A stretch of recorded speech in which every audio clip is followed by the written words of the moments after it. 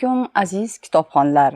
10-may kuni G'afur G'ulom tavallud kuni munosabati bilan men sizlarga Shayxontohur tuman axborot kutubxonamizda mavjud bo'lgan badiiy adabiyotlardan 20-asr o'zbek adabiyoti xazinasidan G'afur G'ulomning qissa va hikoyalar to'plami kitobini bibliografik tavsif qilib bermoqchiman. G'afur G'ulom qissa va hikoyalar to'plami. Matn Toshkent tafakkur tomchilari 2021-yil 272 betdan iborat. G'afur G'ulom ijodiga mansub barcha asarlarning aksariyati insoniy munosabatlarga tegishlidir.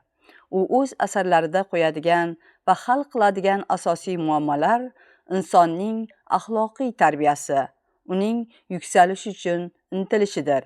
Adibning hukmingizga havola etilayotgan ushbu qissa va hikoyalari shunchaki sarguzasht asarlar emas.